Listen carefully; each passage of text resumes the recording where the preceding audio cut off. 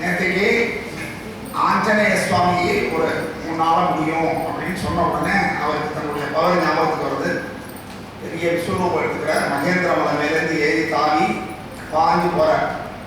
அப்படி பாஞ்சு போகும்போது மகேந்திர மலை, இந்த மெய்நாக மலைன்னு ஒரு மலை மேலே வருது. என்கிட்ட இருந்து சாப்பிட்டு போ அப்படின்னு.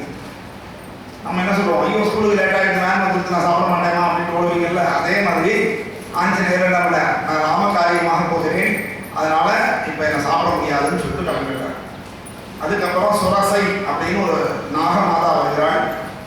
தேவர்கள் தான் அனுப்புறாங்க, தடை ஏற்படுத்துறாங்க. இவன் வந்து காரியத்தை ஒழுங்காக செய்யறதெல்லாம் பார்ப்போம்.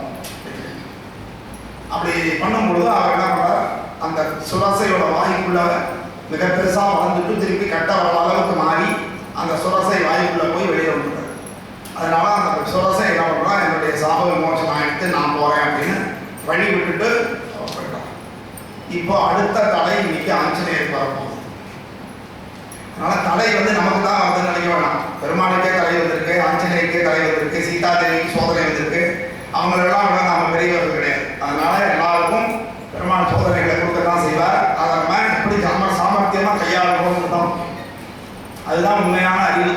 ரைட்டா? அப்ப என்ன ஆகுது, இங்க போகும்போது பாத்தீங்கன்னா திடீர்னு பறந்து போயிட்டே இருக்க.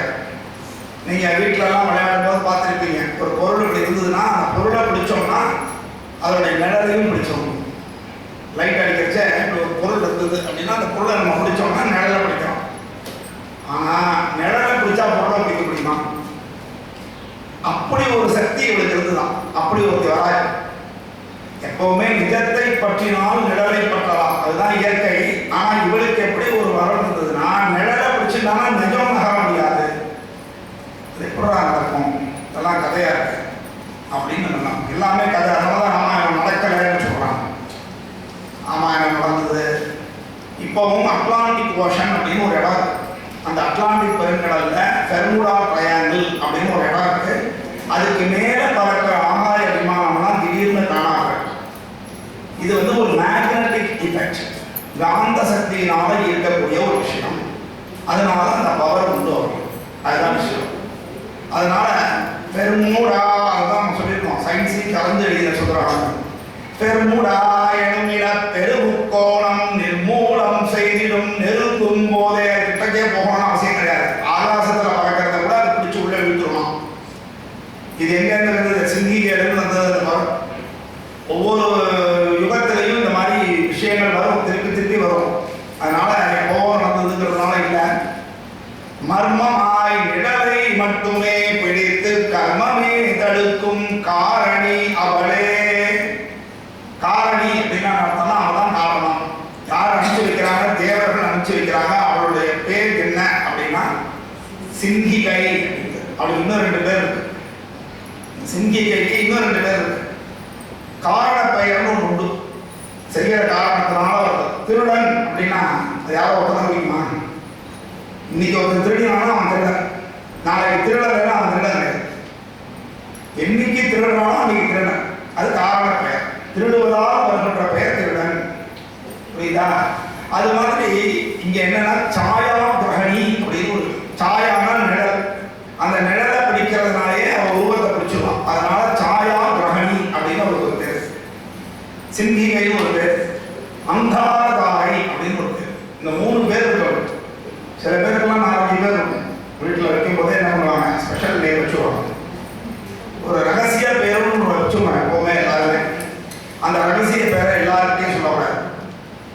ஆச்சாரியனை சேவிக்கிறதே சொல்லலாம், கோவிலில் அர்ச்சனை பண்ணுறதே சொல்லலாம், வீட்டில் நல்ல காரியங்கள் பண்ணி சங்கல்பம் பண்ணும்போது மட்டும்தான் அந்த பேரை சொல்லணும். அந்த நேரத்தில் சொல்லக்கூடாது. அப்படி ஒரு ரகசிய பேர் எல்லாருக்குமே முன்னோர்கள் இருப்பாங்க. ஒவ்வொருத்தருக்கும் ஒரு 3 பேர் வைப்பாங்க. சில பேர் வீட்டிலலாம் 5 பேர் இருப்பாங்க. அதெல்லாம் அவங்க சொல்லி மூதாதையர் பேரெல்லாம் வைப்பாங்க, பெருமாள் பேர் வைப்பாங்க. இப்போ தான் நம்ம எதையும் வைக்கிறோம். நம்ம ஊர்லேயே என்னென்னா, ஒன்று நம்ம மூதாதையர் பேரை வைக்கணும். மூதாதையர் பேர் எப்படி இருக்கும்? அதுவும் பெருமாள் பேர் தான் இருக்கும். அதனால பெருமாள் பேர் தான் விசேஷம். அதில் இந்த கத்தாக்கி பார்த்து இந்த நட்சத்திரத்தில் இப்போ வந்தால் கேடு பேர் வைக்கணும், மொய்னு பேர் வைக்கணும், மோன்னு பேர் வைக்கிறது பஞ்சாங்கம் போடுறாங்க.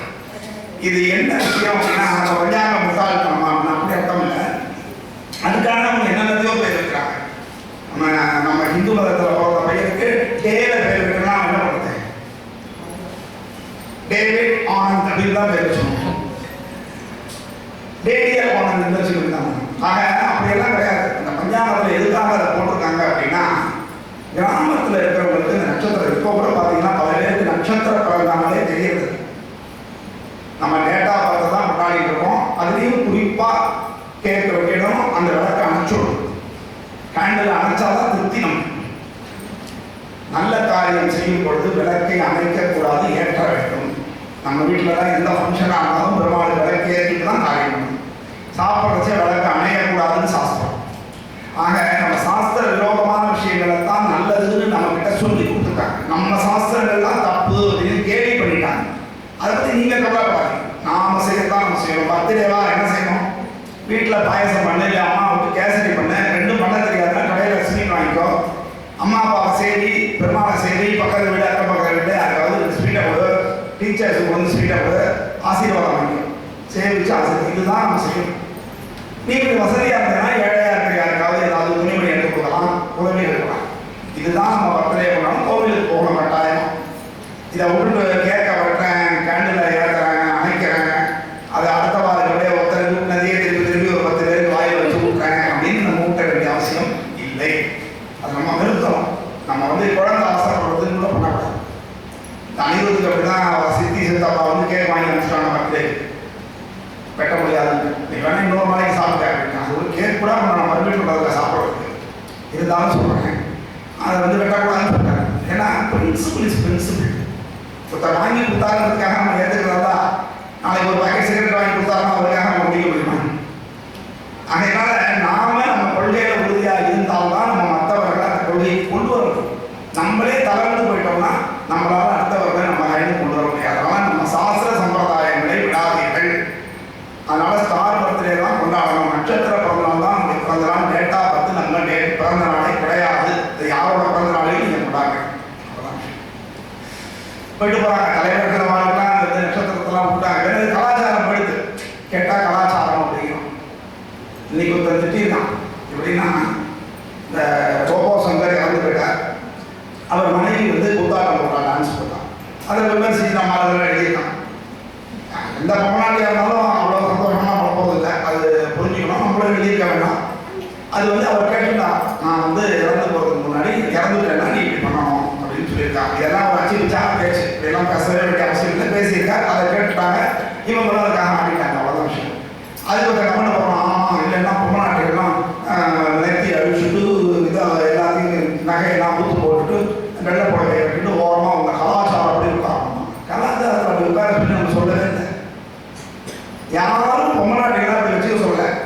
இதற்கு அதே மாதிரி உடன்கட்டை ஏறுதல் அப்படிங்கிறது நம்ம வழக்கமே கிடையாது. ஏன்? ராமாயணத்தில் தசரதன் செத்து போனான். 3 மனைவிகளுக்கு 60,000 + 3. அந்த 60,000 என்ன வந்து நம்ம கணக்கு தெரியாது. அது கதையா அல்லது மிகைப்படுத்தலான்னு தெரியாது. ஆனால் 3 மனைவிங்கிறது நமக்கு எல்லாருக்குமே தெரியும். அந்த 3 மனைவியும் உடன்கட்டை ஏறவில்லை. இப்போ ராமாயணம் எத்தனை காலத்துக்கு முன்னாடி நடந்தது? சரி, அதுக்கப்புறம் அந்த மகாபாரதம் பாண்டு இறந்தப்புறம் குந்தி மாதிரி உடன்கட்டை ஏறா, குந்தி ஏறல. ஏன்? அப்போ அது திணிக்கப்படல. அவரவர்கள் விரும்பினார். என் கணவன் பெருசாவே பார்த்தீங்கன்னா ஹஸ்பண்ட் போனவங்க இவளுக்கு ஹார்ட் அட்டாக் வந்து டக்குனு விழுந்து. பாண்டியன் நெடுஞ்செழியன் யானோ கல்வன் யானோ மன்னன் யானே கல்வன் சொல்லி கமாத கல்வன் ஹார்ட் அட்டாக் அவுட். உடனே அவனுடைய ஒய்ஃபுக்கும் ஹார்ட் அட்டாக் வந்தது. அப்பயே சேர்ந்தோம். இது வந்து அவர்களுடைய பாசம் படைப்பா இருக்கலாம். இத்தனை வருஷம் நம்ம சேர்ந்து வாழ்ந்துட்டோமே, நம்மளும் ஆச்சரியப்படுறோம். ரொம்ப சேர்ந்து வாழ விட அந்யோன்யம் அதிகரிக்கும் பார்த்தா சண்டை தான் அதிகரிச்சு. 40 வருஷம் சேர்ந்து வாழ அப்படின்னா கூட அந்த கருத்து ஒட்டுமை வரல. ஆனால் மண்ணி ரொம்ப பாராட்ட வேண்டிய விஷயம் தான். நிறைய விஷயத்தில் 90% அட்ஜஸ்ட் ஆகிடும். ஆனால் மண்ணியை நான் சொல்கிறேன். ஏன்னா இந்த உபன்யாசங்களாக இருக்கிறவங்களுக்கு ஒரு சில கஷ்டம். சில விஷயத்துக்குலாம் என்ன ஒரு வீட்டில் நடக்கிறதையே சொல்கிறாங்க அப்படின்னா அது கிடையாது. நம்ம அனுபவத்தில் சொல்கிறோம். நம்ம ஆளுநர் இருந்தாலும் அதை கேட்டால் என்னப்பா 68 இதுக்கு வந்திருக்கோம், 60ஆம் கல்யாணத்துக்கு வந்திருக்கோம். 60ஆம் கல்யாணம் வந்துருங்க. அவங்க ஒய்ஃபு கல்யாணம் நண்பருக்கு 60 வயசு ஆகிடுது. 20 வயசு கல்யாணம் ஆச்சு. கிட்டத்தட்ட 40 வருஷம் எனக்கு சேர்ந்து வாழ்ந்துருக்காங்க. பேரம் பேத்தியெல்லாம் எடுத்துட்டாங்க. அவங்க பாராட்டணும். 40 years சேம் ஒய்ஃப் அப்படின்னு. அதுதான் நம்ம கலாச்சாரம். நம்மளது அப்படி கிடையாது. அதனால நம்ம அந்த கலாச்சாரத்தை நம்ம கடைபிடிக்கிறோம்.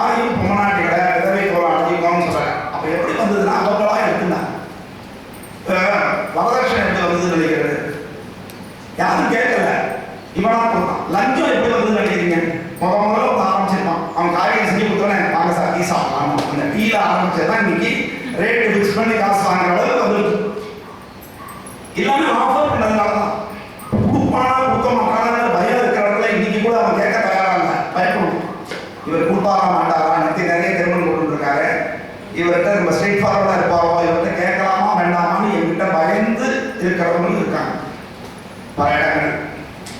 போய்த்தோல கவர்மெண்டோட போகும்போது சில விஷயங்கள் ஸ்கூலுக்காக நம்ம அதாவது நேர்மையா இருக்கணும்னு சொல்லி கொடுக்கறதுக்காக நேர்மை இல்லாத செயல்களை செய்யறது தான் பண்ணுவோம். அதான் விஷயம். ஸ்டேட் பேங்க் காலத்தில் நான் ஒரு நேர்மையோட செயல்பட நான் செய்யலை. நான் ஸ்ட்ரெயிட் ஃபார்வர்டாக இருப்பேன், எதுக்கும் பயப்பட மாட்டேன், கவலைப்பட மாட்டேன். ஏன்னா யார் பயம் எனக்கு தேவையில்லை. நான் வந்து ஒரு எம்ப்ளாயி. இங்கே பள்ளிக்கூடம் நடத்தி ஆகணும், அரசாங்கத்துக்கு அனுமதி வாங்கி ஆகணும், ஒவ்வொரு டிபார்ட்மெண்ட்லையும் பர்மிஷன் வாங்கணும்னா வேற வழி கிடையாது. இதுதான் இதான் யதார்த்தம். இது என்னைக்கு மாறும்னு தெரியல. சரி, ஆகையால என்ன ஆகிறது, அந்த விதவை கோலம் யாரும் திணிக்கல. பெண்களுக்கு சுதந்திரம் இருக்கு. எதுக்காக அப்படின்னா அவர்கள் தன்னை காப்பாற்றிக் கொள்வதற்காக அந்த கோலத்தை ஏற்றுக்கொண்டாங்க. ஒரு பெண் அவர்கள் ஈஸியா இன்னொருத்தர கல்யாணம் பண்ணிக்க மாட்டாங்க. செகண்ட் மேரேஜ் ஆம்பளை மனைவி இறந்து 30 நாளுக்குள்ள இன்னொரு கல்யாணம் பண்ணிடுவான். ஆனால் அந்த மனநிலை பெண்களுக்கு வராது. அவர்கள் வந்து அந்த நினைவிலேயே இருக்கக்கூடியவர்கள். அவ்வளவு சீக்கிரம் அழிக்க மாட்டார்கள் நினைவை. அதனால அவர்கள் அந்த கோலத்தை ஏற்றுக்கொண்டார்கள். என் கணவனுக்காக நான் இதை விடுகிறேன், தலைவனுக்காக தீ குடிக்கிறான், தலைவனுக்காக பாலாபிஷேகம் பண்ணி மேலேருந்து கீழே விடலாம், தன் அம்மாவோட அப்பாவோட ஆபரேஷன் வச்சிருந்த பணத்தை கொண்டு போய் தலைவனுக்கு விழா எடுத்து செலவழிக்கலாம். இந்த தியாகமெல்லாம் உடல் நம்பிக்கையா தெரியல. நம்ம மனைவி 40 வருஷம் 50 வருஷம் அந்த கணவனுக்காக அவனை பிரிஞ்சு இருக்கோமேங்கிறதுக்காக தன் கோலத்தை மாற்றிக்கொண்டால் அது கலாச்சார கேடு. இதுதான் சொல்லி நம்ம கற்பிக்கிறாங்க. அவர்கள் இஷ்டம். இப்போ யாருமே வற்புறுத்தி யார் அந்த கோலத்தில் இருக்கா? இந்த பாட்டியில இந்த கோலத்தில். அதனால இதெல்லாம் நம்மளா வச்சுக்கிறத யாரும் தெரிய போறதில்லை. நம் கலாச்சாரம் என்றைக்குமே உயர்ந்தது. அவ்வளோதான். இந்த செங்கிகை எப்படிப்பட்டவோ அப்படின்னா சாயா கிரகணி அப்படி நிழலை பிடிச்சாலே பிடிச்சிருவாளாம் அப்படி பிடிக்கிறாங்க. அப்படி பிடிக்கும் பொழுது சிலர் எல்லாருமே ரூலுக்கு எக்ஸப்ஷன் உண்டு. விஐபி வந்துட்டாங்கன்னா திருப்பதியில் கூட தர்ஷன் ஸ்பெஷல் நேராக போயிட்டு நேராக வந்துடும். அதனால எல்லா இடத்துலையுமே எக்ஸப்ஷன் உண்டு. அது மாதிரி இந்த சிங்கிகை பிடித்தாமா கர்மமே. கர்மத்துக்கு 2 அர்த்தம் இருக்கு. கர்மங்கிறது என்னன்னா நம்ம ஏற்கனவே பண்ண பாவ புண்ணியங்களை கர்மான்னு சொல்றோம். அது அந்த பலனை கொடுக்கும். அதுக்கு பேர் உண்டு. இன்னொன்று கர்ம யோகம் அப்படின்னு வரும்பொழுது அந்த கர்மங்கிறது என்னன்னா நாம செய்ய வேண்டிய கடமை. இந்த உலகத்துல நாம செய்ய வேண்டிய கடமைகளை ஒழுங்கா செய்தால் நீ கர்ம யோகத்தில் இருக்க கரெக்டா செய்யணும். அந்த கர்மம்னா என்ன? இப்ப ராமபிரானுடைய மனைவியை தேடி ஆஞ்சநேயர் போகிறார். அந்த கடமையை செய்ய விடாமல் அவன் தடுக்கிறார். தேவர்கள்லாம் வந்து டெஸ்ட் பண்றதுக்காக அனுப்புறாங்க. ஆஞ்சநேயர் அங்க போனா அங்க யார் இருக்கா? ராட்சசர்கள் இருக்காங்க. அங்க போகணும்னா எனக்கு ஒரு தைரியம் வரும். சிச்சுவேஷனை ஹேண்டில் பண்ண தெரியும். போய் மாட்டிருக்கா என்ன பண்ணுறோம்? சில படங்கள்லாம் வந்து ஸ்பைன்னு சொல்லி சில படம்லாம் வந்தது. பாகிஸ்தான்ல போய் ஸ்பை பண்றது அந்த மாதிரி. இப்பவும் இருக்காங்க ஒற்றர்கள். நம்ம நாட்டு ஒற்றர்கள் வேற இடத்துல இருப்பாங்க, அந்த நாட்டு ஒற்றர்கள் இங்க இருப்பாங்க. அவங்களாம் எப்படி தைரியமா இருக்கும்? சிச்சுவேஷன் மாட்டிட்டா என்ன ஆகும்? முடிச்சுவாங்க. அதனாலதான் நம்ம ஜாக்கிரதையா இருக்கணும். அப்படி முன்னாடி எல்லாம் நம்ம ராணுவ வீரர்களை அவ்வளவு கொடுமைப்படுத்துவாங்க மாட்டிட்டாங்க பாகிஸ்தான்ல. நம்ம இப்ப பாரத பிரதமர் தான் வந்து அந்த மாதிரி இல்லாம ஒரு பயத்தை உருவாக்கி வச்சிருக்காரு. அதனாலதான் ஒரு ராணுவ வீரரை ஒரு சேதமும் இல்லாம திருப்பி கொடுத்தான். ராணுவ மரியாதை வந்து அழகா எல்லையில விட்டுட்டு போனோம். ஆகையினால நம்ம ராணுவ வீரர்கள் வெளில போனா அப்போ அந்த மாட்டுகின்ற நேரத்துல நம்ம ராணுவ ரகசியங்களாம் சொல்லிடக்கூடாது. அதுக்கு தான் அந்த திடம் இருக்கா. என்ன கஷ்டப்படுத்தினாலும் அவன் தன்னுடைய விஷயங்களை சொல்லாம இருக்கான். அதுதான் இந்த சோதனைகள் காரணம். அப்படி படிச்சாலாம். சிங்கிகை எனும் பெண் சிக்கன பிடித்தால். அந்த சிக்கன பிடிக்கிறதுங்கிற வார்த்தை ரொம்ப உயர்ந்த வார்த்தை. இறுக்கி பிடிக்கணும். சும்மா லேசா பிடிக்கூடாது. லேசா பிடிச்சிங்கன்னா எதுவுமே நமக்கு ஆதரவு தராது. பெருமாளை பிடிக்கிறியா இறுக்கி பிடி. அப்பதான் அவர் வந்து காப்பாற்ற. லேசா பிடிச்சா காலை வெட்டி ஓடிடுறார். கபடி விளையாடுறதுலாம் தெரியும். லேசா பிடிச்சானா வெளிக்கிட்டு போய் நம்ம அவுட் ஆகிடுவோம். அடுத்த நிமிஷம் வெளியில் இருக்க வேண்டியதான். கம்சன் இருக்கா பார்த்தீங்களா? கிருஷ்ணருக்கு முன்னாடி ஒரு குழந்தை பிறந்தது, பெண் குழந்தை. மாயை அப்படிங்கிறவ வந்து அங்க பெண் குழந்தையா அவதாரம் பண்ணலாம்.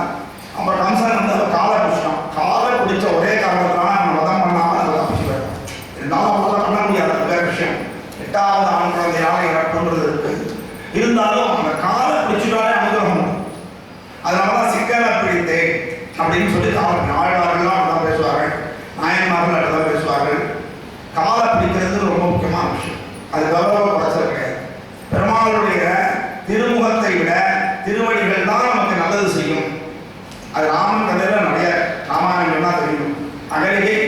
அவருடைய கால் பட்டதுனால தான் க்ஷேமமானது. அதனால திருவடிக்கு எப்பவுமே விசேஷம். அப்படி காலை பிடிச்சாங்கன்னா அந்த மாதிரி இந்த ஆஞ்சநேயர் என்ன பண்ணுறான்,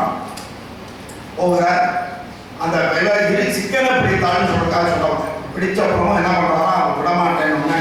சரி பார்க்குறாரு, அந்த உருவத்தை பார்த்த உடனே இவருக்கு சந்தேகம் வருது, இவர் பெண்ணா இல்லை பேயா, பேயா இல்லை பெண்ணா என்னும் குழப்பம் எல்லாருக்குமே வருவது. சில நேரங்களில் சில பேர் பார்த்தீங்கன்னா கத்தா பார்த்தோம்னா நீ என்ன பேயா இல்லை கும்பனா, தாயை பேயே ஆனாலும் தாய் என்றால் 200 பழமொழி. அது மாதிரி அப்படி பார்த்தா இவர் குழப்பம் ஏற்பட்டது. என்னடா இப்படி வந்து மாட்டிக்கிட்டோமே, இப்பதானே ஒரு பிரச்சனையை தீர்த்து வெளியில வந்தோம் அப்படின்னு சொன்னான். என்னன்னா உடனே ஏன்னா ஊனி கைகை யாராலும் எடுத்துக்கோங்க, அவன் நினைச்சதை சாதிக்கணும்னா அதுக்கேற்ற மாதிரி நடத்துவாங்க. அந்த உறுதி வந்து பெண்கள் இடத்துல நல்லதுக்கும் உண்டு கெட்டதுக்கும். நான் தான் நீ உருட்டு இந்த நிலைமையில இருக்கேன்னு சொன்னா அதுக்கு முழு காரணம் என் அம்மா. அவ்வளவு ஸ்ட்ரிக்ட், எல்லா விஷயமும் சொல்லி கொடுத்தான். ஒரு பொம்மநாடி குழந்தைக்கு என்ன தெரியணுமோ அவ்வளவு விஷயமும் சொல்லி கொடுத்துருக்கான். தனியா என்னால் எல்லாமே செய்யுது. அந்த மாதிரி அதுவும் எப்படி ஸ்ட்ரிக்டா கொடுப்பான், எடுத்து விடுவான். காலேஜ் படிக்கிறச்ச கூட விலகு கட்டலாம் அனுபவிக்கிறேன் சொல்றதுக்கு வைக்கவே போடல. ஆனா அவ்வளவு ஸ்ட்ரிக்ட், அவ்வளவு கற்றுக். ஒரு குப்பையை எப்படி அள்ளணும்னு சொல்லி கொடுத்தான். அந்த குப்பையை என்ன பண்ணுறோம், முடிச்சுட்டு கொஞ்ச நேரம் நம்ம பிடிந்து தள்ளுறோம், உட்காந்து அவர் வாசனை முடிவு வச்சுருப்பாங்க. அதே தான் திருப்பி காத்திருக்காது சுற்றி ஓடக்கூடாது. அதனால அந்த கையை இப்படி வச்சு அந்த கடைசி குப்பையை கூட எடுக்கணும்னு சொல்லி எடுத்து எடுக்கணும். மண்ணை கூட அப்படி எடுக்கணும், வெளுத்து விடலாம். இடது கையில் எடுத்ததுக்காக அடி வாங்கியிருக்கேன், ஏன்டா வலது கையில் எடுத்தா என்ன ஆகும். அவ்வளவு ஸ்ட்ரிக்ட். எதுக்கு சொல்ல வரேன், ஒரு பெண் நினைச்சாதான் தன்னுடைய குழந்தைகளை சிறப்பாக கொண்டு வர முடியும். அதனால அந்த பவர் உங்களுக்கு இருக்கு. அப்படி இருக்கும் பொழுது என்ன ஆகிறதான், நீ எனக்கு உணவாக வேண்டும் அப்படின்னு ஒன்னே பார்த்தா இது சரிப்பட்டு வராதுன்னு சொல்லி திருப்பியும் இன்னும் கொஞ்சம் வளர. அதுதான் சொல்றோம், வளர்ந்தான் மாமனன் நிலவுமே கிளர்ந்தான் கேழலின் பெரியோடு. இந்த இடத்துல 2வது குறிப்பு. வளர்ந்தது வந்து திருவிக்கிரமன் கிடையாது, வளர்ந்தப்புறம் வரவன் தான் திருவிக்கிரமன். மாமனன் தான் வளரணும். உள்ளமா வந்துட்டு 3 அடி மண் முழுவதும் என் காலால் 3 அடி. அதான் கேள்விதான், நல்லா பொய்யெல்லாம் சொல்ல. என் காலால் 3 அடி வரலாம். இந்த துலாபாரம் வேண்டி பார்க்க குழந்தை எனக்கு பிறந்ததுன்னா அந்த குழந்தை இடைக்கு இட நான் ஏதாவது ஒன்று பண்ணுறேன், வெள்ளத்தை கொடுக்குறேன், வாழைப்பழத்தை கொடுக்குறேன், என்ன கொடுக்குறேன் அப்படின்லாம் வேண்டி போகணும். பிறந்தோடனே நம்ம மறந்துடுவோம் சாமியை. நம்ம வேண்டுதல் நிறைவேறுதுன்னா அதுக்கப்புறம் அந்த கோயிலுக்கு போக மாட்டோம். எனக்கே ஹயகிரி ஒருத்தர் வந்து எப்பவும் பூஜை கொடுத்துருந்தேன். என் பையன் 10th முடிச்சுட்டான் சார், நான் அதெல்லாம் எங்கே கொடுக்கலன்ட்டாங்க. எப்படி பிசினஸாக மாறி கொடுத்துருப்பாங்க. அதுக்காக நான் வந்து வற்புறுத்தது யாருக்கிட்டையும் காசெல்லாம் கேட்டெல்லாம் வாங்க மாட்டேன். அவர் கொடுக்குறவர் நான் நல்ல மனுஷன் தான், அவருக்கு அப்படி தோணிருக்கு. அதாவது காய்கறிகளா படிக்க போகணும், தண்டந்திரியா வியாதிக்கு போகணும், மழை பெய்யலையா மாறி பண்ண போகணும் அப்படின்னு நம்ம ரேட் ஃபிக்ஸ் பண்ணி வச்சுருக்கோம். ஒவ்வொரு டிபார்ட்மெண்ட்டாக பிரித்து கொடுத்துருவோம். எல்லாமே இங்கே கிடைக்குங்கிறது அவருக்கு தெரியல, பரவாயில்ல. அப்படி இருக்கும்பொழுது என்ன சொல்கிறோம்னா, இப்போ வாமனன் தான் வளரணும். வளர்ந்து பெரிய உருவம் எடுத்துட்டு தன் காலால் அளக்கும் பொழுது ஒரு காலால பூமியையும் ஒரு காலால மற்ற லோகங்களையும் அளந்துட்டு 3வது அடிக்கு இடம் எங்கேங்கும் போது அந்த மகாபலி சக்கரவர்த்தி என் தலையில வச்சுக்கோ. அதான் கர்வம் அடங்கு கர்வம். நினைக்கிறான் என் கை மேலே இருக்க பெருமாளின் கை கீழே இருக்க தானம் கொடுப்பேன். சுக்கராச்சாரியார் கருத்த பொழுது அவன் சொன்ன வார்த்தை. ஆகையினால அகந்தை இருக்கக்கூடாது தானம் கொடுக்கறதுல. 2வது எந்த ஆசைப்பட்டு தானம் கொடுக்குறோம் முக்கியம். அவன் வந்து இந்திரனோட அடையணும், உலகத்தையே எடுக்கணும் அப்படின்னு அவன் வந்து நினைச்சு பண்ணான். அதனால அதை தடுத்தார்கள். அப்படி இருக்கும்பொழுது தான் அது என்னாகிறது, வளர்ந்தாமா அவ்வளோ வாயை பெருசாக தலைக்கிறான். திருப்பி என்ன பண்ணா, கொஞ்சமாக குறைஞ்சு வாய்க்குள்ள போய் அவன் உடம்பையே கிழிச்சுட்டு வெளியே வந்தார். அவளுடைய உடம்பு அப்படி கிழிச்சாச்சு, உள்ள போயிட்டு வெளியே வந்தாச்சு. ராமாயணத்தில் அகஸ்தியர் தான் பண்ண பாதாபியும் ஒருத்தன் தான். அவன் என்ன நம்பி 2 பேர் ராட்சசர்கள் வர முடியவர்கள் வர மனுஷனெல்லாம் என்ன பண்ணுவான், வந்தவொடனே அவனை கூப்பிட்டு அவனுக்கு சாப்பாடு போடுவான். இந்த சாப்பாடு போட வச்சு நம்ம இந்த பாதாபிங்கிறவன் ஆடா மாறி அவனை வெட்டி காய் பண்ணி அவனுக்கு போட்டுருவாங்க. சாப்பிடுவான். சாப்பிட்ட உடனேயே அவன் தம்பி இருக்கான் பார்த்தீங்களா, அவன் என்ன பண்ணுவான், பாதாபி வெளியில வாங்க. உடனே இவன் உள்ளேருந்து மறு உருவம் எடுத்து அவன் வைத்த கிழிச்சுன்னு வெளியில வந்துடுவான். வெளியில வந்தப்பறம் அந்த உருவத்தை கிழிச்சுன்னு வந்த உருவத்தை இவன் 2 பேரும் சாப்பிடுவான். இப்படியே பழம். அகஸ்தியர் வந்தார். இதே மாதிரி அகஸ்தியருக்கும் பண்ணாங்க. உள்ள போன உடனே அகஸ்தியர் என்ன பண்ணிட்டாராம், வாதாபி ஜீரணோபவன். இவன் வாதாபி வெளியில அடுத்த நாள் தான் வெளியிடும், அதனால அவர் ஜீரணம் பண்ணிட்டார். அப்படி அகஸ்தியர் குள்ளமா இருக்கு. எப்பவுமே இந்த குள்ளமா இருக்கிறவங்களுக்கு சாமர்த்தியம் ஜாஸ்தி. அதனால என்ன ஆகலாம், சரி என்னடா பண்றது அப்படின்னு பார்த்தா கிழிச்சு வெளியிடும். கிழிச்சது வெளியில வந்த உடனே என்ன ஆகுறது, எல்லோருக்கும் சந்தோஷம். தேவர்கள்லாம் ஜெய ஜெய ஜெய ஜெய ஜெய ஹனுமான் என பயந்தவர் அனைவரும் பரவிட. இந்த இடத்துல நம்ம படிக்கும்போது பயந்தவர்னு படிப்போம். ஏன்னா இந்த காட்சியை யாரும் பெருசா பார்க்கல, தேவர்கள் தான் பார்த்தாங்க. அவங்கெல்லாம் பயப்படக்கூடாது. பயந்தவர் பயந்தவர் பயந்தவர்னா அவரோட பழகினவர்கள், விருப்பப்பட்டவர்கள், விருப்பத்திற்குள்ளவர்கள் அர்த்தம். அவர் அனைவருமே பாராட்டினார்கள். மயக்கம் இன்றியே மறுகதை அடைந்தான். எல்லா தலைகளும் முடிஞ்சது, நேரா போய் அங்க இறங்கியாச்சு. எங்க இறங்கலாம் அப்படின்னா அந்த ஒரு மலை இருக்கு, அந்த மலையில போய் திரிகூட மலைன்னு இருக்கு, அந்த மலையில போய் இறங்கலாம். அங்க போய் சில புது வேலை செய்ய போறோம். இப்பதான் கடலை தாண்டியாச்சு. ரைட்டா, ஆஞ்சநேயர் என்ன பண்ண, கடலை தாண்டி அங்க போயாச்சு. போகும்பொழுது என்ன ஆகுது, மயக்கம் இன்றியே மறுதலை அடைந்தான்னா, இந்த இடத்துல மயக்கம்ன்றது என்னன்னா தடுமாற்றம் இல்லாமல். இது எதுக்காக நான் இப்ப இந்த தலைப்புல இந்த மயக்கம்ன்றத சொல்றேன் அப்படின்னா, அண்மையில ஒரு பெரிய மகான் இருக்க, மீட்டு மகான் பேர் இருக்கு. அந்த மீட்டு மகான் என்ன பேசியிருக்காரு அப்படின்னா, ராமாயணத்துல வாலி ராமர்கிட்ட சொல்றான், ராமர் மறைந்திருந்து கொன்றார் அப்படிங்கிறது. நாம மறைந்திருந்ததை நம்ம ஒத்துக்கிறது கிடையாது. நேரா சண்டைக்கு வரலங்கிறது ஒண்ணுதானே தவிர அவன் நேரா தான் நின்னார், இவன் கண்ணில் வரலங்கிறது என்னுடைய கருத்து. அதை நான் ராமாயணம் சொல்லும்போது சொல்லியிருக்கேன். அப்படி பண்ணும்போது இந்த வாலி கேட்கிறான், திகைத்தனை செய்கை போலும் அப்படின்னு. திகைத்தனை அப்படிங்கிறதுக்கு அந்த மீட்டு பெரியவர் சொல்றார், ராமன் புத்தி சுவாதீனம் இல்லாதவன். இவர்தான் தமிழ் பேர் அறிஞர். அதை இப்ப எல்லாரும் அவருக்கு மோசடி கொடுத்துருக்காங்க.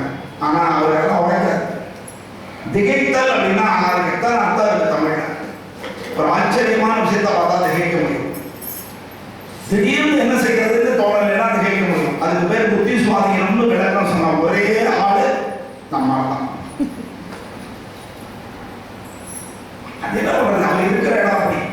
பரமசிவன் கழுத்திலிருந்து பாம்பு கேட்டதான் கருடா சௌக்கியமான வேண்டப்பட்டவர்களோடு அவர் இருக்கிறதுனால அவர் மேல எந்த ஆக்ஷனும் எடுக்க மாட்டாங்க.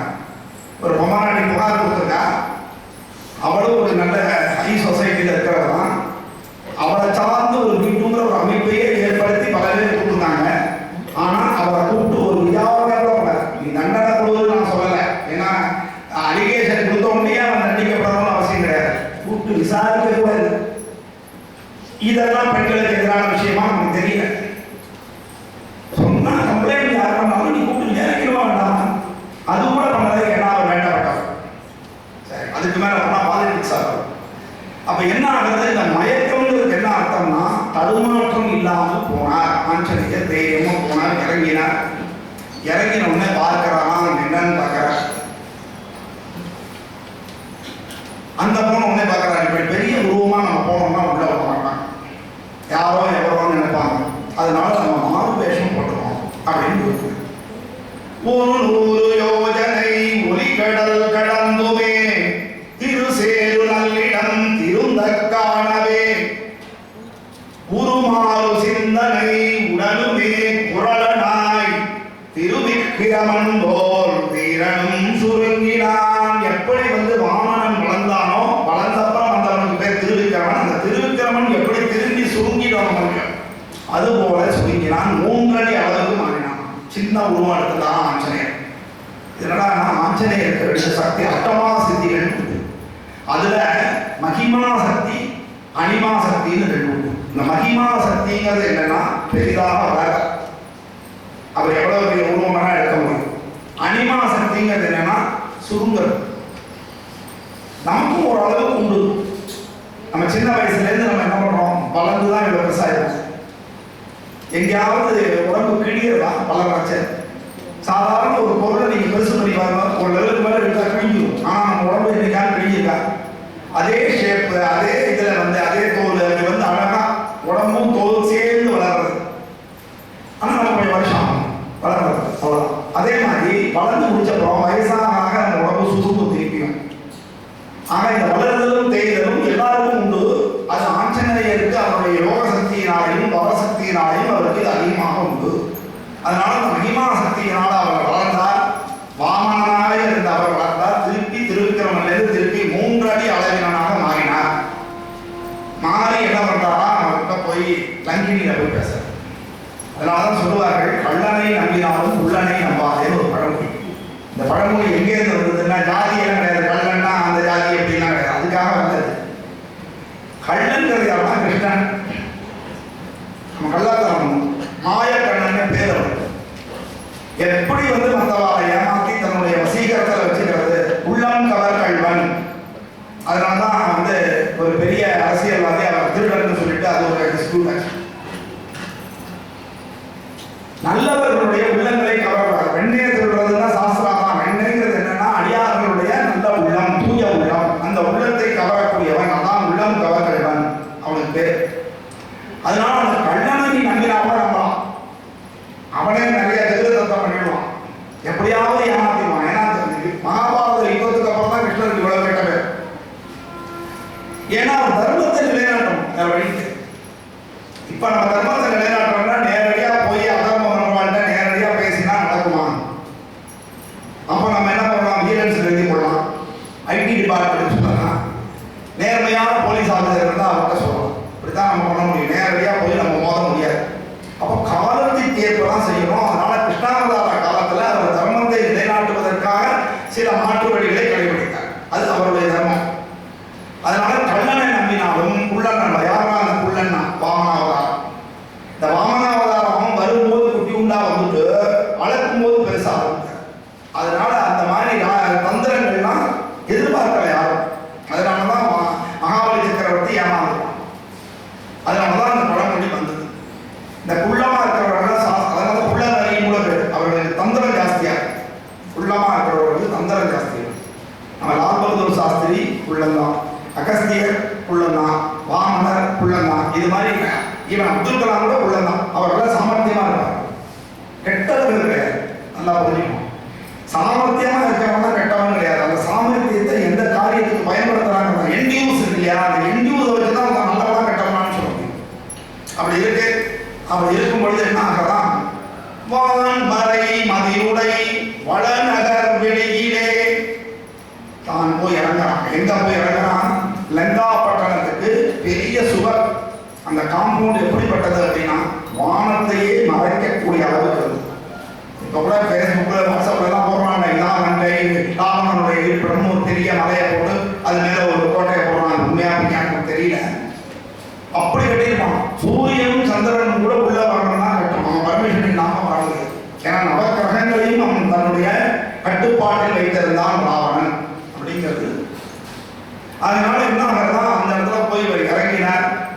இறங்கிட்டு பார்க்கிறார், அது ஒரு தீவு. சுத்திலும் கடல். லங்கையில சுத்திலும் கடல் இருந்திருக்கு. நினைச்சா இந்த பட்டணத்தை நம்ம காலி பண்ணலாம் அப்படின்னு நினைச்சா. எரிந்திட நினைந்தார். சில பேர் அந்த இன்ட்யூஷன் இருக்கும், அடுத்து இது நடக்க போகிறதுன்னு தோணும். எல்லாருக்கும் வருவது. நம்ம நினைச்சிட்டே போவோம், இது நடக்கும் பொழுது. ஒரு தடவை மகாபாரதத்தில் என்ன உபன்யாசம் கூப்பிட்டுருந்தாங்க, போயிட்டே இருக்கேன். நானும் கோபின்னு ஒருத்தன் சேர்ந்து தான் போவேன். இந்த லாலாப்பேட்டை கிட்ட குறைச்சே தோணிது, போலீஸ்காரன் நீ தருமா அப்படின்னு. இதெல்லாம் தோண பாருங்க, தோணினா நடந்துடும். தோணிட்டு கரெக்டாக தரணும். அப்படின்னா மாட்டிக்கிட்டோமே அப்படின்ட்டு. அப்புறம் அப்பெல்லாம் ரொம்ப எடுப்படியே தான் கிடையாது. அப்புறம் அந்த போலீஸ்காரன் சரி உள்ள போனோம். சார் நீங்க என்ன, நான் ஸ்டேட் பேங்க் கொடுத்துல இருக்கேன். ஸ்டேட் பேங்க் சார் போயிடுவாங்க. நல்ல வேலை அந்த பேரு போலீஸ்காரன் ஸ்டேட் பேங்க் நல்லது நடந்திருக்கு. அவனுக்கு மட்டும் ஏதாவது ஸ்டேட் பேங்க்ல கெடுதலா நடந்திருந்தா அன்னைக்கு நான் உபன்யாசத்துக்கு போக முடியாது, உபவாசம் தான் இருக்கணும். அது மாதிரி இதெல்லாம் பெரும்பாலும் இப்படி காட்டி கொடுக்குறாரு. அப்புறம் முழுதா இருக்கணுங்கிறதுக்காக ஒரு எச்சரிக்கை. அப்படி போய் இறங்கினான். அந்த தீவுல இறங்கினார். அந்த தீவு எரிய போகிறதுன்னு அவருக்கு தோணினான். இன்னும் உள்ளேயே போகல. அங்க போய் பார்க்கிற பார்க்கும்போது என்ன ஆகலாம், எந்த நேரம் அவர் போய் இறங்குற நேரம் அப்படின்னா அந்தி சாய்கின்ற நேரம், மாலை பொழுது. தரணியில் நியாயம் தங்கிடும் பகையிலே இரணியன் பகைபடு இரவ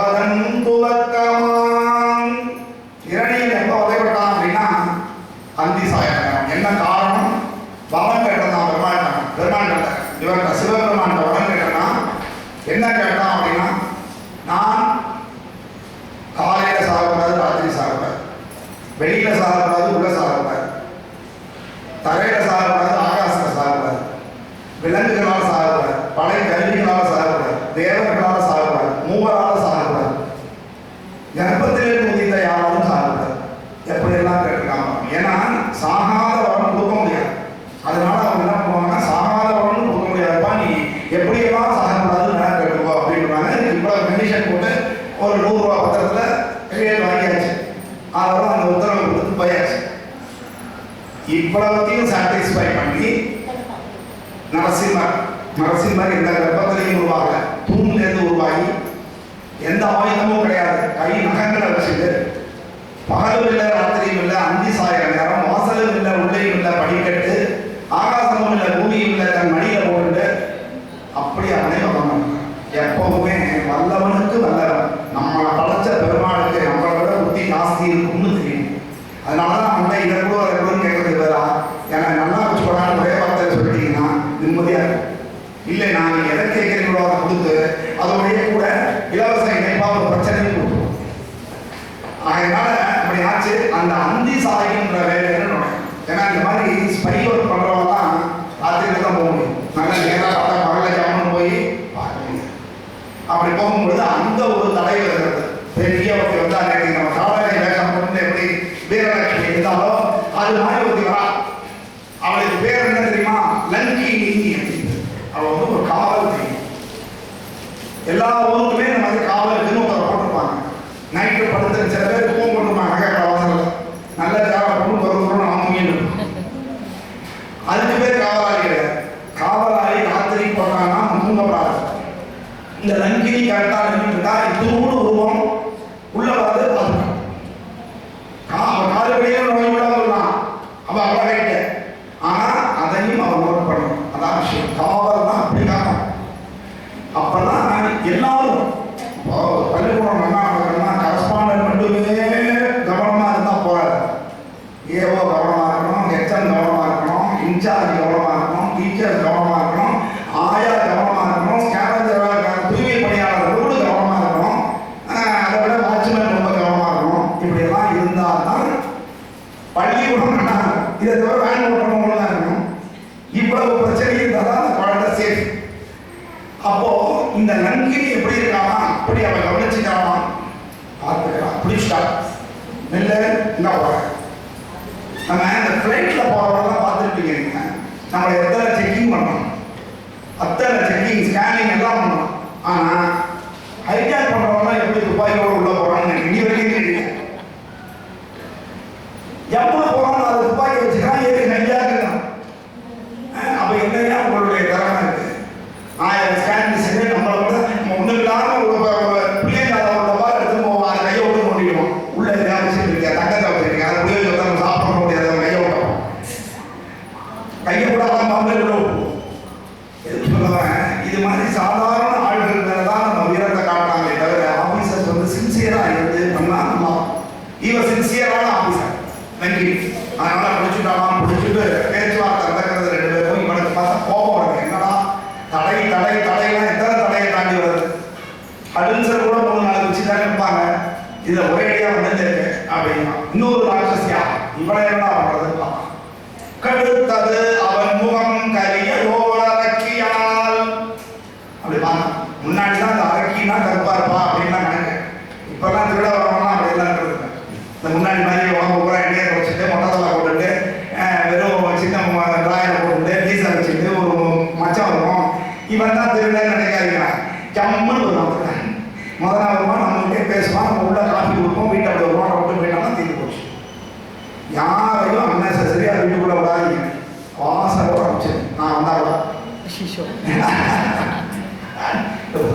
தைப்பூசத்தும் போது நான் வந்து வெளியூர்ல இருந்து கல்யாணம் போயிட்டு வந்தேன். வீட்டு சாமியை மறந்துட்டு வந்துட்டேன். நான் மட்டும் வந்தேன். என்னை வெளியில சாப்பிட மாட்டேன், அதனால இங்கே வந்து சாப்பிட்டு வந்துட்டேன். கும்பகோணத்துலேருந்து தெருவுக்கு நுழைந்த வரைக்கும் சாமி இல்லைன்னு எனக்கு தெரியாது. அந்த டைம் வந்தப்போ ஞாபகம் வந்து சாமி அச்சோ அப்படின்னு. சரி போனா போகிறது நம்ம ஸ்கூல் சாமி நம்ம ஸ்டாஃப் வீட்டில் இருக்கு, அங்கே பக்கத்தில் தான் வீடு, அங்கே போய் வாங்கிக்கலாம்னு போனேன். அன்னைக்கு நல்ல தைப்பூசம் அவங்க ஊரில். அவங்க மேலேயும் தப்பு இல்லை, அவங்க நான் பூசத்துக்கு போயிட்டாங்க. போய் வாசல்ல இருந்து நான் வந்திருக்கேன் சாமி கொடுங்கன்னு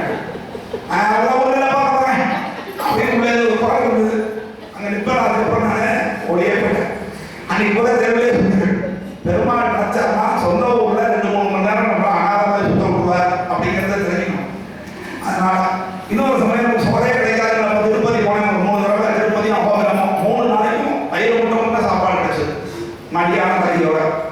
மாதிரி அவர் நினைச்சாதான் சோறு கிடைக்கும், அவர் நினைச்சாதான் சுகம் கிடைக்கும், அவர் நினைச்சாதான் தூக்கம் நடக்கும். எதுவுமே நீங்க நினைச்சா நடக்காது. அதனால மரியாதையா அவர்கிட்ட சரணடையுங்கள். அப்படி ஆச்சு. பேரெல்லாம் சொல்லல, நான் கவலைப்படணும். அதனால இப்ப அதனால என்ன சொல்றேன், ஞானமும் கருதி நகர்ந்திடு உடனே அவர் சொல்றா, மரியாதையா போயிடு. முன்னால என்னை ஜெயிக்க முடியாது, நான் ரொம்ப பவர்ஃபுல். ஏன்னா என்னை பிரம்மா தான் அனுப்பிச்சு வச்சார். மாபரிராவணன் மதிப்பின் ஆணையால் தேவரில் முதியவன் திகழ் வளர பிரம்மன் மாபரம் அதனால் மாநகர் புறக்கும் தேவதை அறிவாய் திரும்பிச் செல்வாய். நான் இந்த லங்கையை காப்பாற்றுவதற்காக பிரம்மதேவனால் நியமிக்கப்பட்டவள். ராவணனுடைய ஆணையினாலே நான் இங்கே இருக்கிறேன். உன்னை உள்ள ராவணன் இவர் சொல்ற, என்னப்பா அமெரிக்காவில் இப்படித்தான் சொன்னாங்க, மோடிக்கு விசா மாட்டேன். அப்படி இப்போ வாங்கன்னு ரத்தன கப்பலை விரிச்சு கூப்பிட்டுருந்தாங்க. அப்படி பேர் வாங்கணும். நம்மளை மதிக்காத ஒருத்தன் நம்மளை மதிக்கிற மாதிரி செய்யக்கூடியவர் நம்முடைய வாதப்படுறாங்க. எனக்கு கட்சியெல்லாம் நான் சொல்றேன், கட்சியெல்லாம் விட்டுருந்தோம், அவாவாகட்டும். உங்களுக்கு நல்ல ஆட்சி வேணும், நம்ம இந்து மதம் நல்லா இருக்கணும்னா அதுக்கேற்ற மாதிரி நீங்கள் ஓட்டு போடணும், அது ஒரு விஷயம். ஆனால் பாரத பிரதமர் மோடி ஒரு எக்ஸப்ஷனல் பர்சனாலிட்டி, எல்லாரும் மதிக்கக்கூடிய ஒருத்தர். அதுதான் தனி ஆளுமை. நரேந்திரன் பேர் இருந்தாலே அவர் ஆளுநர். முதல்ல நரேந்திரன் யாருக்கு பேர் இருந்தது? விவேகானந்தருக்கு பேர் இருந்தது. அவர் அமெரிக்காவில் கலைஞர். ஒரே வார்த்தை எல்லாருமே லேடிஸ் அண்ட் ஜென்டில்மன் ஆரம்பிப்பான். அவர் மட்டும் என்ன சொன்னார், மை சிஸ்டர்ஸ் அண்ட் பிரதர்ஸ். ஆடி போயிட்டான். என்னடா உலகத்துல எல்லாரும் சிஸ்டர் அண்ட் பிரதர் அப்படின்னா, இதுதான் என் கலாச்சாரம் சொல்லுவது, இதுதான் என் கலாச்சாரம் சொல்லுவது. அப்படிப்பட்ட நரேந்திரனாக இருந்த விவேகானந்தருக்கு அப்புறம் அடுத்த நரேந்திரன் இன்னைக்கு உலகம் பூரா போடக்கூடியவர், மரியாதை கொடுக்கக்கூடியவர் நம்முடைய பாரத பிரதமர். இது நமக்கு பெருமை. இண்டிவிஜுவலா பார்க்கக்கூடாது, நம்ம பிரதமர் அப்படிப்பட்ட ஒரு மரியாதைக்குரியவர், ஆரோக்கியமா இருக்கு. அப்படி இருக்கும் பொழுது என்ன ஆகுது, இந்த அம்மா சொல்றாரு, நான் வெறும் டூரிஸ்ட் விசால தான் வந்திருக்கேன், சும்மா பார்த்துட்டு நான் ஒன்றும் இங்கே வேலை பார்க்கறதுக்கோ கிரீன் கார்டு பார்க்கறதுக்கோ வரல. இப்போ அமெரிக்கா ரொம்ப மிரட்டிட்டு இருக்கேன், இதுல கிரீன் கார்டு கொடுக்க மாட்டோம், அதை பண்ண மாட்டோம், இதை பண்ண மாட்டோம். அதனால தான் நம்ம பிரதமர் ஒரு வேண்டுகோள் வச்சிருக்காரு எல்லாருக்கையும், தயவு செஞ்சு இந்தியாவில் தயாரிக்கிற பொருட்களை வாங்குங்கள், ஃபாரின் பொருளை வாங்காதீங்க, மேட் இன் இந்தியா மட்டும் வாங்க. அதை பண்ணோம்னா தங்கிடுவோம். இந்த நேரத்தில் நம்ம அப்படிதான் கை போக முடியும், நம்ம எல்லாரும் போக முடியுமா அமெரிக்காவோட? நடக்காது. அப்ப நம்ம என்ன செய்யணும், அதான் சொல்ல வரேன், நம்ம கிட்ட பவர் இருக்கு.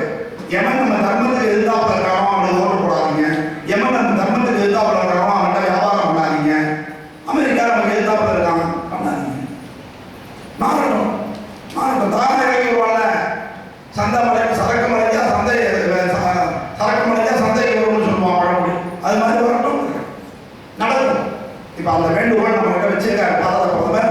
நான் என் கடமை நம்ம சொல்லணும்னால பட்டாசு கூட வெளிநாட்டு பட்டாசு வாங்காதீங்க, உள்நாட்டு பட்டாசு வாங்க. ஆனா நிறைய பட்டாசு வாங்கி வெடிங்க. பட்டாசோ கசமோ அந்த பட்டாசுனால புகை மாசுலாம் சும்மா போய் அத்தனை ஃபேக்டரி கழிவு வச்சிருக்காங்க, அத்தனை கார் ஓடுறது, அத்தனை ஏசி இருக்கு. இதுலலாம் வராத மாசு 365 நாள்ல ஒரே ஒரு நாள் பட்டாசு வெடிக்கிறதுனால வந்துட போதில்லை. நம்முடைய கலாச்சாரத்தை அழிப்பதற்காக தான் அந்த வாதம். ஒவ்வொரு தடவையும் தீபாவளி முதல் நாள் ஒரு 10 பேர் ஆரம்பிச்சுவோம், 10 சேனல்லையும் இதே தான் பேச்சு. அது வரைக்கும் பொல்யூஷனை பற்றி கவலைப்பட மாட்டாங்க. அன்னைக்கு தான் பொல்யூஷன் பற்றி கவலை. நமக்கு தெரியும் பொல்யூஷன் எப்படி போகிறதுங்கிறது. அதனால தான் என்ன பண்ணார்கள், பிராமணர்கள் எப்பவுமே சந்தியாவந்தனம் பண்ணும் பொழுது அர்க்கியம் விடுவாங்க. 3 வேளை அர்க்கியம் விட்டோம்னாக்கா அது ஹியூமிடிட்டி அதிகரிக்கும், சூரியனுக்கு பவர், பொல்யூஷன் குறையும்.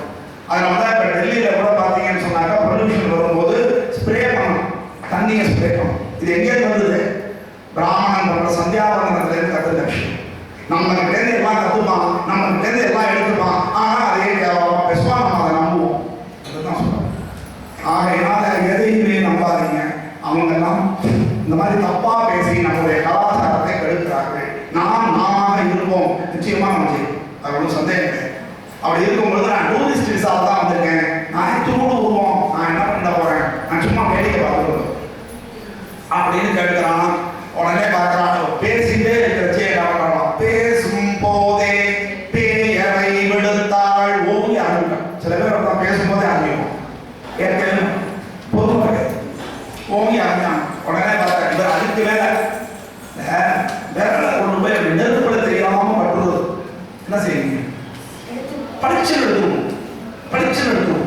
அதே மாதிரி ஒரு கொசு கடிக்கிறது, ராத்திரி நல்லா தூங்கி கொசு கடிக்கிறது, நம்மள அறியாமல கை போய் பக்கத்தில் அனுப்பிச்சுக்கணும். அகிம்சை ஜீவகாரணியெல்லாம் பார்க்க மாட்டோம் இல்லையா? இப்போ இதெல்லாம் எப்படி நடக்கிறதுனா, அந்த அந்த உணர்வு வந்து மூளைக்கே போகாது, முதுகல் மூளை நின்றும். முதுகல்ல தண்டு வளர்ந்து ஒரு இடம் அங்கேயே போயிடும், அங்கேயிருந்து ஆர்டர் சொல்லணும். சார் முக்திநாத் பேருக்காருன்னா முடிவெடுக்க வேண்டியது யாருக்கு இருக்கிற லட்சமும் எவ்வளோ தான் முடிவெடுக்கணும். ஒவ்வொன்றையும் சாரை கேட்கணும்னா சார் கோவிலுக்குள்ள செல்போன் அமைச்சுட்டு இருப்பார். அப்போ இப்போ தான் முடிவெடுக்கணும். இந்த சம்பரம் பார்க்க ஏரியை திறந்தாங்க ஒரு தடவை, கடைசியில் எல்லா படியும் தூக்கி அம்மையார் மேலே போட்டாங்க. நான் கேட்குறேன், 1 லட்சம் 2 லட்சம் சம்பாதி வாங்கி தான் சீஃப் இன்ஜினியர்னு இருக்கியே, உனக்கு தெரிய வேண்டாம், முடிவெடுக்க வேண்டாம். அப்புறம் எதுக்கு நீ சீஃப் இன்ஜினியர்? அதுக்கு ஒரு நீர்வளத்துறை அமைச்சர் இருக்குது, இவ்வளோ பேர் போட்டு கடைசியில் வந்து அது தூக்கி அம்மையார் மேலே அதில் படிக்க போகும். அவங்க சொல்லலை, அதனால நாங்கள் வாசித்து தருவோம் சேரவங்க. சிரிப்பா இல்லை, ஒன்று அவங்க கேட்டு போனோம்னா இந்த டிபார்ட்மெண்ட் இருக்குது, இதில் மந்திரி இருக்கு, அப்படியே அவங்களுக்கு தெரியணும்னு எடுத்து சொல்லு. இடித்துரைக்கிறது தான் மந்திரி சபை. நீ ஒன்றும் அவன் தலை செய்யணும் அப்படி போனால் மந்திரி போகும். ஒரு நாடு அழிய போகிறது அப்படின்னா மந்திரி பதவி முக்கியமா, நாடு அழியது முக்கியமா? எப்படியெல்லாம் இருக்கு பாருங்க பாலிடிக்ஸ். அப்படி இருக்கும் பொழுது நான் வந்து இந்த மாதிரி வந்திருக்கேன் போது ஓகே, இன்னைக்கு ரிஃப்ளெக்ஸ் ஆக்ஷன் உடனே இப்போ என்ன பண்ணாரு, இடத்துல யாரும் ஓங்கி ஒரு மாறுல ஒரு குத்து குத்தினார். அவ்வளோதான், ஏ சொம் பெண்ணை எட்டி குத்தினான் தமால் குத்தி. இடது கையில என்னன்னா, சில பேர் இடது கையில பவர் ஜாஸ்தி, பெரும்பாலானவர்கள் வலது கை தான் பவர் ஜாஸ்தி.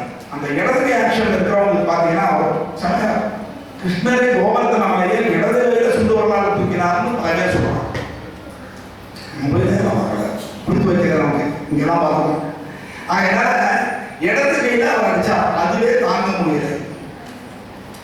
இந்த சினிமா பாட்டில் வரும்ல, நான் வந்து அடிச்சேன்னா அவன் வந்து அடுத்த நிமிஷம் உயிரோடு இருக்க மாட்டேன். ஒரு பாட்டு அது மறந்து போச்சு, நான் அடிச்சா அந்த மாதிரி. அதனால அப்படி அடிச்சாலும் ஆச்சரியர். அதுதான் சொன்னேன், இந்த முதுகெலும்பு வந்து நான் சொல்லணும்னு தான் சொன்னேன். நாம குடிச்சோம்னு வச்சுக்கோங்களேன், டெய்லி குடிக்கிறோம் இல்லையா, முடிஞ்ச அளவுக்கு தலை குளிக்கணும். லேடிஸ் முடியலன்னா அட்லீஸ்ட் செவ்வாய் வெளியே குளிக்கலாம். நம்ம குளிச்சுட்டு என்ன பண்ணோம்னா, முதல்ல துடைக்க வேண்டிய இடம் முதுகு. ஏன்னா அந்த முதுகு வந்து பெருசாக இருக்கும் எல்லாருமே. அப்போ அதில் முதுகுல தான் நம்ம அந்த தண்டு உடம்பு இருக்கு, அதனால அந்த ஈரம் தங்கக்கூடாது. அதனால முதல்ல துடைக்க வேண்டியது முதுகு. இதை சாஸ்திரத்தில் எப்படி சொல்லியிருக்காங்க தெரியுமா?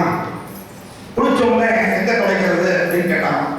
இந்த மூதேவி அப்படின்னு சொல்லுவோம் இல்லையா, அவன் என்ன சொன்னான்னா, குளிச்சோம்னா நீ எங்க முதல்ல துடைக்கிறியோ அங்கே வந்து நான் உட்காந்துக்கிறேன் அப்படின்னு. அதனால நம்ம முகத்தை துடைக்கக்கூடாது. பெரும்பாலும் என்ன செய்வோம், எடுத்தோடனே முகத்தை தான் துடைப்போம். துடைச்சா அங்கே வந்து உட்காந்துருவோம். பொதுவில் உட்காந்து பின்பக்கம் தானே, அதனால நீ உட்காந்து உட்காராம இருக்க முடியாது. எங்க உட்கார்றது, முதுகில் உட்காந்துக்கோ. அதனால முதுக முதல்ல துடைக்கிறேன் அப்படின்னு அர்த்தமா. என்ன அர்த்தம்னா, மூதேவினா வேற யாரும் கிடையாது, நமக்கு வரக்கூடிய நோய் கஷ்டங்கள் இதெல்லாம் தான் இருக்கும். அதனால நம்ம என்ன செய்யணும், அந்த முதுகெலும்பை காப்பாற்றுறதுக்காக, கண்டுகுலத்தை காப்பாற்றுறதுக்காக நம்ம பின்னாடி முதுகை முதல்ல துடைச்சிக்கணும். அதுக்கப்புறம் உடம்பை துடைக்கணும். எல்லாத்துக்கும் சாஸ்திரம் இருக்கு, எப்படி குளிக்கணும்னு சாஸ்திரம் இருக்கு, எப்படி சாப்பிடணும்னு சாஸ்திரம் இருக்கு, எப்போ எழுந்துக்கணும்னு இருக்கு, எல்லாமே இருக்கு. குளிச்சு தெளிச்சு நம்ம பார்த்துருக்கீங்களா நீங்க, தெளிச்சு குளிச்சுன்னு சொல்றது. அப்ப என்ன அர்த்தம், காத்தால நாங்க இப்ப என்ன சொல்றோம், சூரியன் உதிக்கிறதுக்கு முன்னாடி நீங்க எழுந்திருந்து குளிச்சிருக்கணும். நீ இப்ப எழுந்திருக்கிறதுக்கே சொல்ல முடியல, அப்புறம் தான் குளிக்கிறத சொல்றது. இப்படி இருந்தால் உடம்புக்கு வியாதி வரும். அதுதான் நீங்க என்ன எடுத்துக்கிறீங்கன்னா, எவ்வளோ உட்காந்து சாஸ்திரத்தை எழுதி வச்சிருக்கான், அந்த சாஸ்திரத்தை நம்ம கடைபிடிக்க சொல்றான் அப்படின்னு நினைக்கும் போதுதான் அது கஷ்டமா இருக்கு. இதை செஞ்சு பார்த்தீங்கன்னா உங்களுக்கு வியாதி குறையும். நேற்று சொன்னோம் இல்லையா, உப்பு சால்ட் உப்பு யூஸ் பண்ணாமல் கல் உப்பு யூஸ் பண்ணீங்கன்னா தைராய்டு பிரச்சனை குறையும். இதெல்லாம் நம்ம சொன்னால் அவங்க அரசு பண்ணிடுவோம். என்னோட பிஸ்னஸ் எடுத்துக்காண்டு லேட்டஸ்டாக ஒருத்தன் வீட்டில் பிரசவம் பார்க்கணும், தெரியாதனமா அந்த பொண்ணும் இறந்து போயிட்டான், அரசு பண்ணிட்டாங்க. வீட்டில் பிரசவம் பார்க்கறது அவ்வளோ பெரிய குற்றம். என் ஒய்ஃபெல்லாம் வீட்டில் தான் பிரசவம் ஆச்சு. அது பொண்ணு இறந்து ஹாஸ்பிட்டலில் இறங்கலையோ, அப்போ என்ன ஹாஸ்பிட்டல் முடிக்கிறோம்னா. அதனால இது வந்து நடந்தது தப்பு தான். ஆனால் அவன் கேர்ஃபுல்லாக இல்லைன்னா அது வேற விஷயம். ஒரு கணவனுடைய மனைவிக்கு தென்பு இருந்ததுன்னா தாராளமாக இது பண்ணலாம். ஏன்னா இப்போ ஆடு மாடுகள்லாம் நம்ம என்ன பண்ணுறோம், கடவுள் வந்து பெண்களுக்கு இயல்பாகவே கொடுத்துருக்காங்க. ஆனால் அந்த அளவுக்கு நம்ம உடம்பை வச்சுக்கிறது இல்லை, டென்ஷன் ஆகிறாங்க, வேலை சரியாக செய்யறதில்லை, சாப்பாடு சரியாக சாப்பிட்றதில்லை. இந்த மாதிரி பிரச்சனைகளால நமக்கு ஒரு பயம், அவ்வளோதான் விஷயம். இப்போவும் தைரியமாக இருக்கிறவங்க கவர்மெண்ட் ஆஃபீஸில் போய் கவர்மெண்ட் ஹாஸ்பிட்டலில் போய் அழகாக பார்த்துக்கிறாங்க. நம்ம போதும் பொண்ணு கூட ஆம்பளை பார்த்துச்சு போனவா கரெக்டாக சனிக்கிழமை பட்டாசு சனிக்கிழமை அந்த இடக்கரத்தால அடிச்சான். சொல்ல முதுகான்னு சொல்றாங்க, முதுகை காப்பாற்றணும் அப்படின்னு சொல்றது வந்தேன். அப்படி இருக்கும் பொழுது என்ன பண்ண, அந்த தாடகை தான் ஒரே அம்பு தான் போட்டார். தெரியுமா இல்லையா? அம்பு போட்டா அந்த அம்பு எங்க போச்சு? தாடகை மேல ராமர் போட்ட அம்பு எங்க போச்சு? நெஞ்சு வழியா உள்ள போய் பின்பக்கம் போயிடுச்சு. இப்ப தெரிஞ்சு போச்சா? நேற்று தாடகை நாசம் பண்ணோம்னா தாடகை அவருக்கு தெரிஞ்சு போச்சு பார்த்தியா? அதனால புல்லோருக்கு நல்லா சொன்ன நல்லுரை போல் போய்விட்டது. உட்காந்து அட்வைஸ் பண்ணுவோம், எல்லாம் கேட்கறச்சு நம்ம நாளையிலிருந்து இப்படியே தான் இருக்கணும்னு நினைப்போம். ஆனால் அந்த வாசப்படியை தாண்டின உடனே எல்லாம் பண்ணணும். திருப்பி பழைய பொருளி கதவை திரடி அப்படின்னு திருப்பி போச்சு. இதுதான் மாயி. எல்லாரும் உடனே மாறிட்டா அப்புறம் பெருமாளுக்கு வேலை இல்லை. அதனால அப்படி நின்னது. இவன் எப்படி இருக்கிறான்? திடமா நின்றவன் திகிரியின் சீடனே. திடம் உறுதியா இருக்கான். அது எங்கே வருது அப்படின்னா, அந்த திடம் மனப்பான்மை போக்கஸ் பண்றது இதெல்லாம் ஒரு குரு கிட்ட தான் கற்றுக்க முடியும்.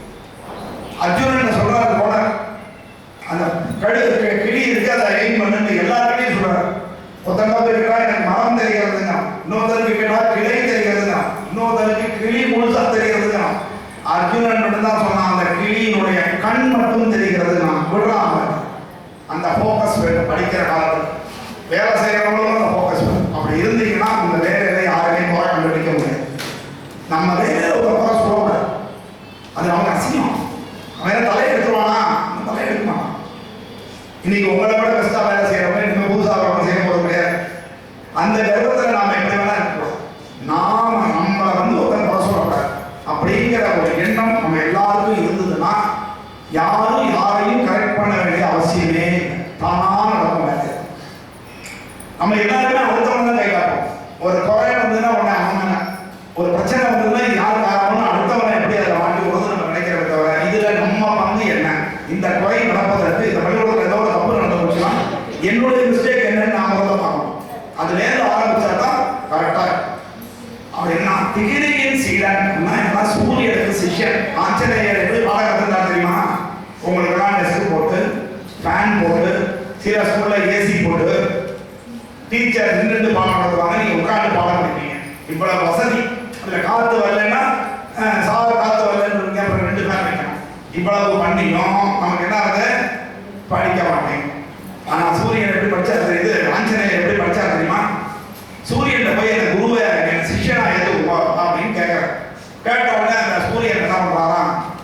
நான் ஒரு இடத்துல நிற்க மாட்டேன். சூரியன் எங்கேயாவது ரெஸ்ட் எடுத்து பார்த்துருக்கீங்க? காலையில சூரியன் வரலன்னு சொல்ல முடியுமா? நேரம் மறைக்கவே தவிர அவர் வந்துருவார். அப்போ ஒரு நாள் கூட, ஒரு நிமிஷம் கூட, ஒரு நொடி கூட ஓய்வு இல்லாமல் வேலை செய்யக்கூடியது யாருன்னா அந்த சூரியன். காலையே தவற மாட்டேன், கரெக்டா வந்துருவார். ரைட்டா?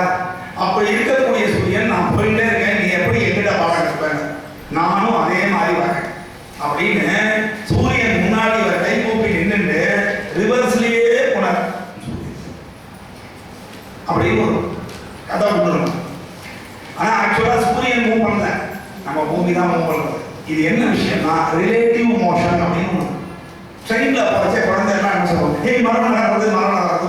மரம் நகர்றதுன்னு சொன்னாதான் குழந்தைக்கு புரியும். ட்ரெயின் நகர்றதுலாம் புரியாது. அது மாதிரி நாம